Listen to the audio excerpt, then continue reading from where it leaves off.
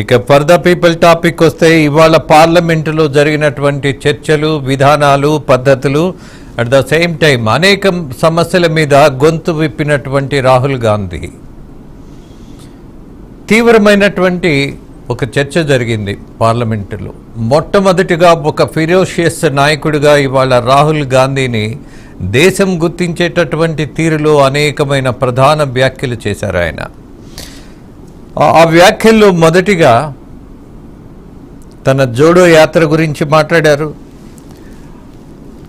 అలాగే భారతీయ జనతా పార్టీ అలాగే కేంద్ర ప్రభుత్వం చాలా ప్రతిష్టాత్మకంగా తీసుకునేటటువంటి అయోధ్య రామాలయం మీద కూడా మాట్లాడారు.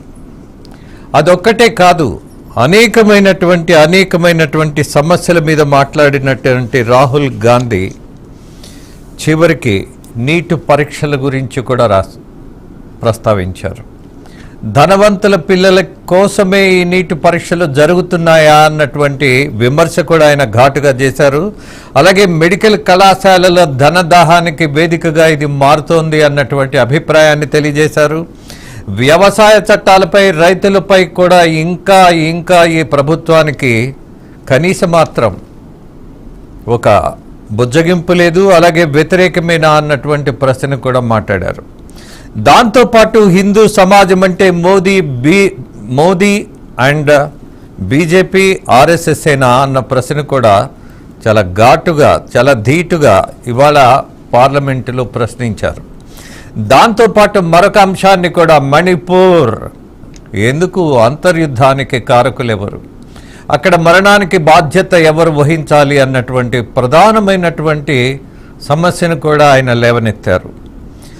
అయోధ్య నిర్మాణంలో స్థానికులు వాళ్ళ నివాసాలను కూడా కోల్పోయారు, చాలా బాధాకరమైనటువంటి దశలో వాళ్ళు బతుకుతున్నారు అన్నటువంటి మాట. దాంతోపాటు దేశాన్ని కుదిపేసినటువంటి మరొక అంశం, అగ్నివీర్పై రాహుల్ నిప్పులే చెరిగారు.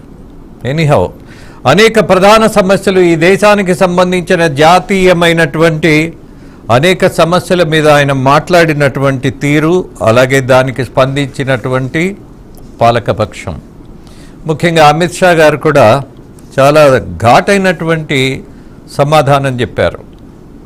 అందులో రాహుల్ గాంధీనే కాదు, కాంగ్రెస్ పార్టీ కూడా హిందువులకు వ్యతిరేకమని తీవ్రమైనటువంటి ఒక వాదన తీసుకొచ్చారు. దీని మీద చర్చిద్దాం. ఈ చర్చలో మనతో పాటు ఇవాళ కాంగ్రెస్ పార్టీ నాయకులు